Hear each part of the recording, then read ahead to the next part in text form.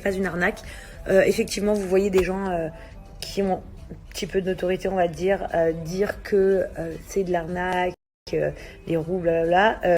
Écoutez, on va mettre les choses dans l'ordre. Ces gens-là sont peut-être frustrés, en fait, de dire des choses pareilles. Je comprends même pas pourquoi ils disent ça sans savoir de quoi ils parlent. Alors, Très brièvement pour te répondre, Jazz, si, c'est de la grosse arnaque. Que ce soit la pub que tu as faite pour la roue, où vous vendez des montres à 100 euros, soi-disant, oui, vous pouvez en gagner 7, alors que les montres sont vendues sur d'autres sites à 1 euro. Soi-disant pour les 10 ans de la marque, alors que la marque n'a même pas 2 mois. Donc si ce n'est pas de l'arnaque, c'est quoi?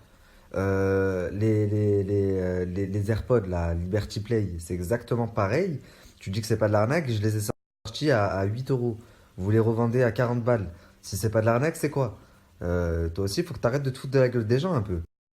Heureusement qu'il y a des gens avec un petit peu de notoriété, comme t'aimes si bien le dire, qui dénoncent vos escroqueries. Parce que les gens que vous escroquez, pour la plupart, c'est des mineurs, c'est des jeunes.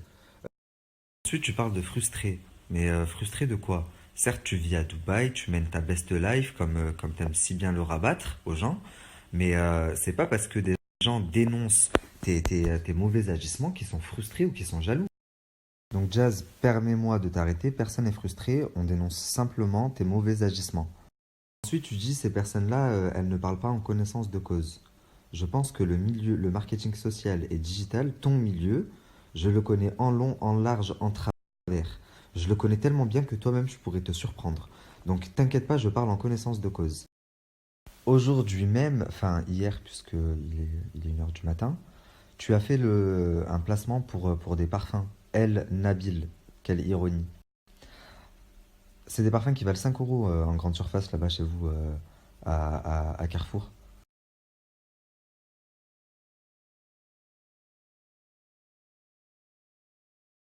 Donc minimum une fois par jour, tu viens mettre une douille à tes abonnés et tu dis, ceux qui disent que que c'est de l'arnaque, vous ne parlez pas en connaissance de cause.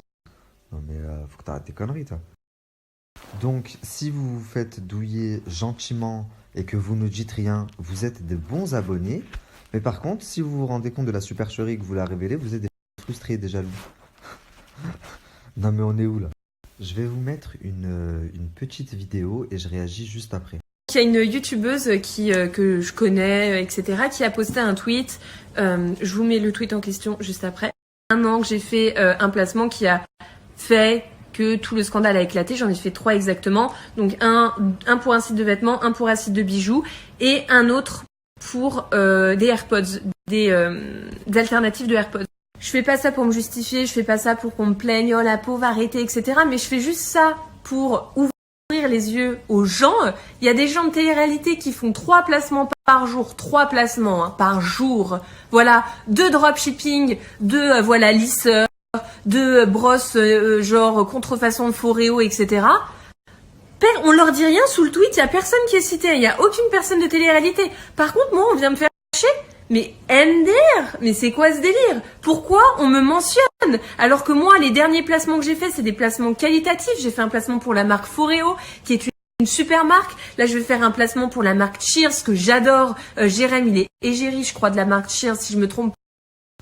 Donc, pour ceux qui savent pas c'est qui, Emma Cupcake, c'est une influenceuse, youtubeuse très très connue. On parle de plus de 2 millions d'abonnés, très très réactif. Il faut savoir que elle et son copain ont un très très très très bon taux d'engagement. Ils font partie des influenceurs qui marchent le mieux en France. Donc ils se vendent très très cher sur le marché. Donc voilà, je le sais puisque j'ai moi-même eu affaire à eux à 2 ou 3 reprises par rapport à des contrats. Et je suis en possession de leurs statistiques. Autant vous dire que c'est affolant. Ils ont des statistiques aussi bons que ceux de Nabila. Donc cette youtubeuse et son copain, ils ont dû faire 2 ou 3 placements de dropshipping à tout casser dans leur vie. Sachant qu'il y a des influenceurs quand même qui font 1 à 2 fois par jour du dropshipping.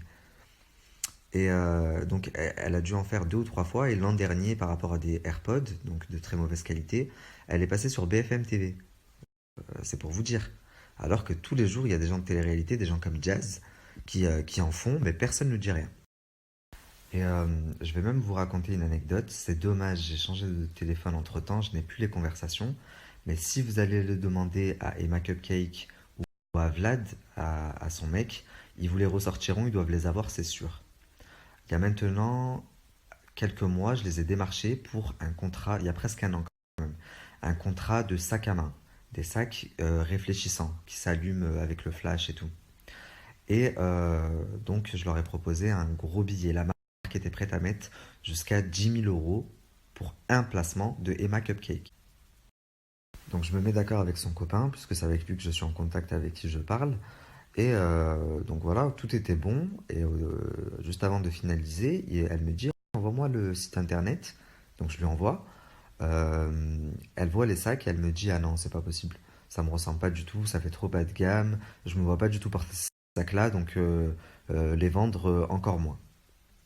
Je dis ok, très bien, c'est tout à son honneur. Une influenceuse qui refuse 10 000 € une story pour vendre des sacs parce que c'est un placement qui ne lui ressemble pas. Et à cette époque-là, personne ne faisait ces sacs, ces sacs. Vous allez comprendre pourquoi je vous dis à cette époque-là.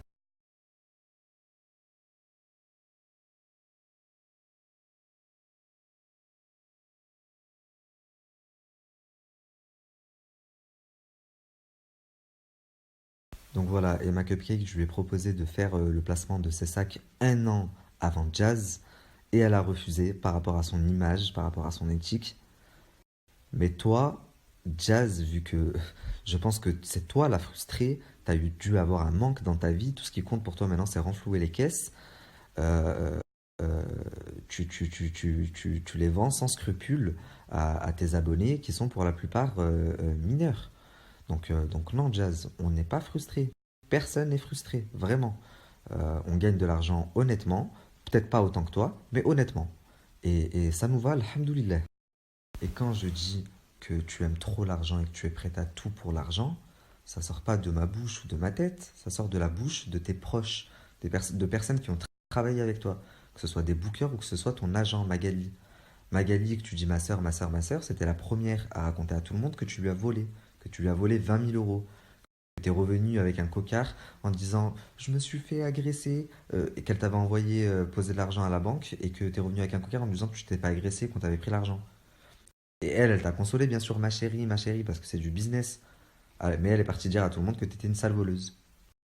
Bref. Du coup, pour t'expliquer, je parle en connaissance de cause, Jazz. Je parle en connaissance de cause et je connais tellement de choses même que je pourrais.